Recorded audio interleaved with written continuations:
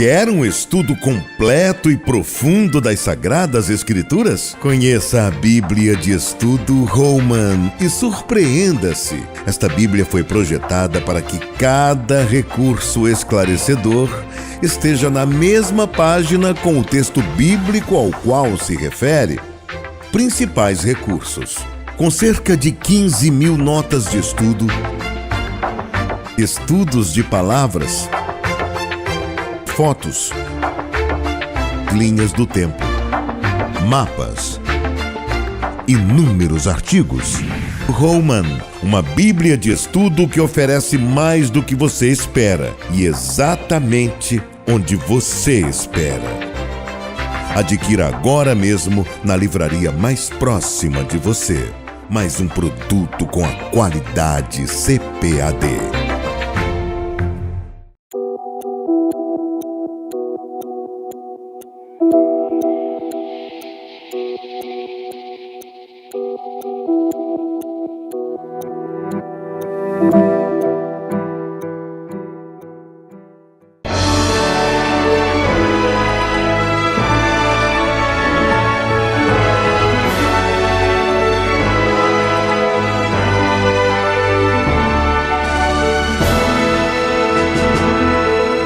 Subsídios. Lições Bíblicas Jovens. Lição 9. O conhecimento de Deus que conduz ao crescimento espiritual. A paz do Senhor. Estamos chegando à 9ª lição do nosso trimestre e o título dessa lição é O conhecimento de Deus que conduz ao crescimento espiritual. Com essa lição, nós começamos a estudar a segunda carta escrita pelo apóstolo Pedro. Nós tivemos a oportunidade de avaliar o contexto da primeira carta e vimos que ela foi redigida em um contexto de hostilidade e de perseguição aos cristãos. Nesta segunda carta nós já temos um contexto diferente, um contexto em que falsos mestres estavam introduzindo heresias e doutrinas distorcidas dentro da comunidade cristã.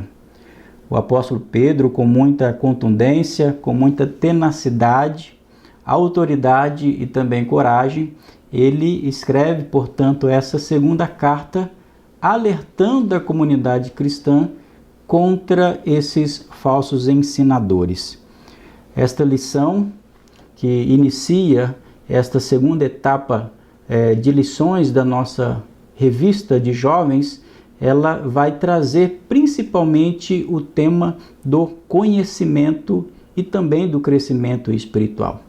Vale destacar que o apóstolo Pedro, ele começa a sua segunda carta, no capítulo 1 e a partir do versículo 2, ele diz da seguinte maneira, que é o ponto de partida para nós introduzirmos, para nós refletirmos sobre esse tema e que você pode conduzir a sua aula a partir dessa perspectiva. Pedro diz da seguinte maneira: graça e paz vos sejam multiplicadas pelo conhecimento de Deus e de Jesus, nosso Senhor. Há um aspecto aqui peculiar na saudação de Pedro, e essa palavra vai ser utilizada outras oportunidades no decorrer dessa segunda carta, que é a palavra conhecimento. Não é muito usual nas Escrituras, principalmente nas saudações que nós encontramos nas cartas do Novo Testamento, essa palavra conhecimento.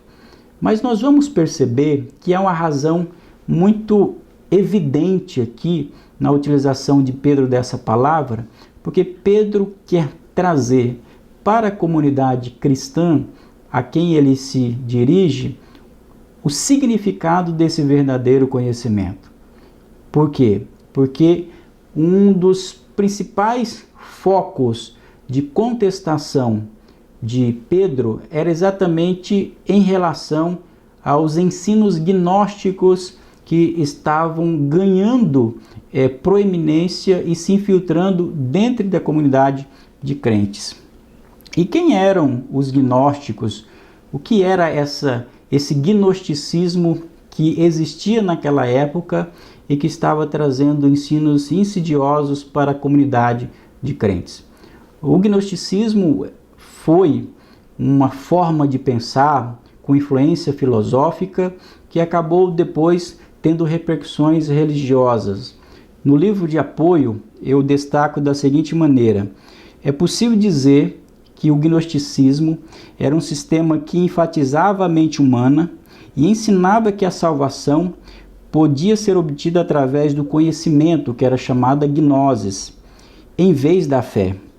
Este conhecimento era esotérico e só poderia ser adquirido por aqueles que haviam sido iniciados nos mistérios do sistema gnóstico, não pelo estudo ou pelo sistema normal de aprendizado. Então, o gnosticismo ele defendia uma ideia de conhecimento esotérico e que por meio desse conhecimento esotérico poderia chegar-se a um tipo de salvação. Era um sistema de pensamento baseado em mistérios que, de fato, confrontava frontalmente a perspectiva cristã de vida e principalmente de conhecimento. É por esse motivo que Pedro vai utilizar reiteradas vezes essa palavra conhecimento para refutar os ensinos gnósticos e apresentar em contrapartida o verdadeiro conhecimento. Observe que quando Pedro utiliza aqui essa palavra pelo conhecimento de Deus e de Jesus Cristo, aqui nós observamos que no original, geralmente a palavra conhecimento utilizada no grego é a palavra gnose, mas aqui nessa acepção Pedro utiliza uma outra expressão, ele utiliza epignose, que dá a ideia, dá o sentido de um conhecimento pleno, um conhecimento que é profundo e crescente. Mas observe, esse conhecimento ele não é baseado em mistérios. Esse conhecimento ele está firmado em Deus e Jesus Cristo, como ele diz aqui no versículo 2. Esse ponto, ao tratarmos dele logo na introdução desta lição, é essencial para nós trazermos uma aplicação para a vida cristã que levamos em consideração a necessidade e a importância do crescimento no conhecimento de Deus. Mas o que significa para nós esse tipo de conhecimento? Principalmente nós que temos uma versão que considera a dinâmica da atuação do Espírito Santo de Deus na nossa vida, e nós que temos uma vertente pentecostal da fé cristã, precisamos levar isso bem em consideração. O primeiro ponto que devemos entender que, à luz das Escrituras, o conhecimento não diz respeito a um conjunto de informações simplesmente. Conhecimento, em termos bíblicos, não diz respeito a dados, a informações brutas, a aspectos intelectuais. Conhecer a Deus é muito mais do que isso. Conhecer as coisas de Deus vai além do que um conhecimento teórico sobre as questões teológicas. Isso daqui é aspecto fundamental para nós entendermos conhecimento à luz das Escrituras. Muitas pessoas, como diz um autor cristão chamado J.I. Packer, ele diz da seguinte maneira: pode-se saber bastante sobre Deus sem conhecê-lo muito. Por quê? Muitas pessoas podem estudar, podem conter várias informações, mas não necessariamente desenvolver um relacionamento próximo de comunhão com Deus. Então, o primeiro aspecto que nós devemos entender é que conhecimento, à luz da segunda epístola de Pedro, não é meramente um conjunto de informações que uma dada pessoa possa receber. Por outro lado, isso não significa cair em um tipo de anti-intelectualismo. Não é isso que Pedro está se referindo aqui, não. O que nós precisamos entender é que o conhecimento de Deus, ele diz respeito a um relacionamento rico e crescente com Ele. Conhecer a Deus, precisamos entender, parte primeiramente da própria iniciativa de Deus, da sua revelação, obviamente a revelação da sua palavra, mas também redunda no que? Nessa revelação dele atualmente através do Santo Espírito, como nós podemos tê-lo se relacionando conosco na atualidade. Portanto, com isso, nós chegamos à conclusão que as Escrituras rejeitam uma visão eminentemente espiritualizada do conhecimento de Deus ou baseado em misticismos, revelações interiores e conhecimento secreto de Deus. O gnosticismo apregoava um tipo de revelação íntima e particular que não encontrava ressonância em local algum do pensamento cristão que foi firmado dentro da comunidade da Igreja Apostólica. Por esse motivo, Pedro, de maneira veemente, está contestando essa forma como os gnósticos estavam levando esse tipo de informação e que se infiltrava cada vez mais dentro da comunidade cristã. Veja que no versículo 3, Pedro ele afirma da seguinte maneira: visto como o seu divino poder nos deu tudo o que diz respeito à vida e piedade, pelo conhecimento daquele que nos chamou por sua glória e virtude. Perceba que o conhecimento, segundo Pedro, ele produz alguma coisa. Ele provém de Deus, mas ele gera alguma coisa. É por isso que ele diz que esse divino poder nos deu tudo o que diz respeito à vida e piedade, pelo conhecimento daquele. Veja, não é do que, é daquele. É um conhecimento que provém de Deus, e esse conhecimento produz duas coisas aqui, segundo Pedro. Ele produz vida e piedade. Por esse conhecimento nós temos uma vida plena, e piedade aqui é uma vida de religiosidade, melhor dizendo, uma vida de espiritualidade mais efetiva com Deus. Nesse sentido, quando olhamos para as Escrituras, e nesse caso, para a segunda carta de Pedro, nós chegamos à conclusão que conhecimento, na perspectiva cristã, é um conhecimento efetivo, é relacional, é relacionamento de Deus com o homem. Ele não é somente sobre Deus, não é conhecer a Deus em termos teóricos, não.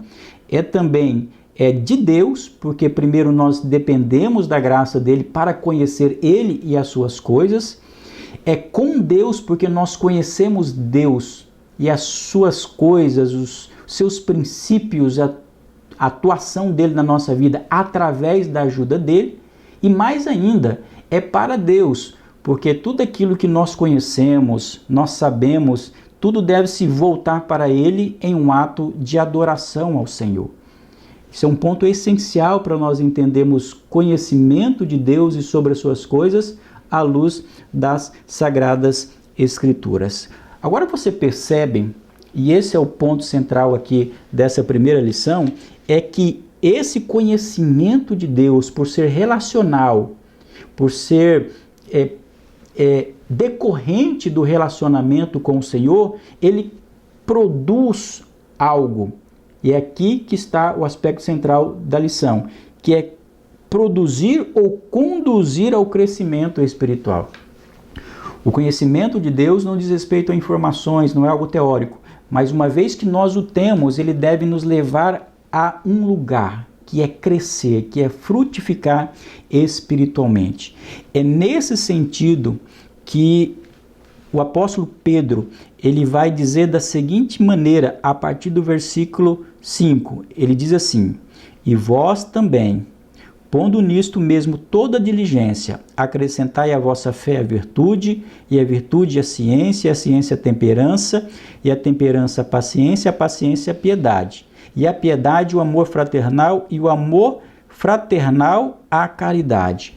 O que nós vamos perceber aqui é que Pedro está exortando os seus leitores, a nós também e aos seus alunos, a crescer nesse conhecimento de Deus, a desenvolver verdadeiras virtudes para a fé cristã. Isso daqui é magnífico, porque nós vamos entender, à luz dos ensinamentos de Pedro, que a vida cristã abundante e rica é uma vida que cresce cada vez mais dentro dessa ótica de Deus. E aqui fica evidente que esse crescimento espiritual, ele não é automático. Não é algo que simplesmente nós recebemos automaticamente sem investirmos alguma coisa. Não. Esse crescimento espiritual, ele é permanente. E ele requer o quê? Ele requer esforço. Ele requer da nossa parte um empenho. Por isso que Pedro, ele diz no versículo 5 da seguinte maneira: e vós também pondo nisso mesmo toda a diligência. É importante nós termos diligência e empenho para o crescimento espiritual. O que isso significa na prática para nós? Significa que na nossa prática devocional, na nossa vida cristã, esse crescimento espiritual vem do tempo que nós investimos, das coisas que nós praticamos, do empenho que nós fazemos nas coisas de Deus espiritualmente, através da leitura bíblica, através da oração, através dos atos piedosos que nós estamos praticando exatamente para glorificar a Deus. E aqui nós vamos perceber que Pedro, ele utiliza uma espécie de cadeia de virtudes. Olha que coisa interessante. Perceba que no versículo 5 ele vai colocando um fundamento, acrescenta outro e vai dando o desenvolvimento como se fosse exatamente um processo de plantio, e esse plantio ele vai se desenvolvendo até redundar em fruto. Aí ele começa com, primeiramente aqui, acrescentar a fé a virtude, e a virtude a ciência, como eu já mencionei, e assim vai, a ciência a temperança, a temperança a paciência, a paciência a piedade. No original, a palavra que era muito comum utilizada pelos escritores nesse contexto que que Pedro escreve aqui esta carta, os gregos utilizavam a expressão sorites, que era uma espécie de cadeias de virtudes, que eram virtudes que uma pessoa poderia desenvolver para ter uma vida adequada. E aqui nós vamos perceber que essas sorites de Pedro, ela começa com a fé e vai culminar exatamente no amor. Aqui está um ponto central nessa carta, nessa afirmação de um conhecimento que vai prover crescimento espiritual. Aproveite esta lição, você, professor de jovens, para incentivar os seus alunos a buscarem isso, o crescimento espiritual, para que eles possam frutificar verdadeiramente. Não há como produzir frutos se uma semente ela não for plantada, se ela não for adubada, se essa planta não for bem cuidada. E isso vai redundar em uma vida dinâmica, em uma vida frutífera, com benefícios na vida espiritual, mas também na vida social. Esta é a lição que nós refletimos hoje, esperando que os seus alunos tenham aprendido ao máximo sobre esses temas e principalmente agora, nessa segunda carta de Pedro, que nós possamos ver os nossos alunos, os seus alunos, crescerem cada dia mais. Que Deus abençoe a tua vida e a vida dos teus alunos.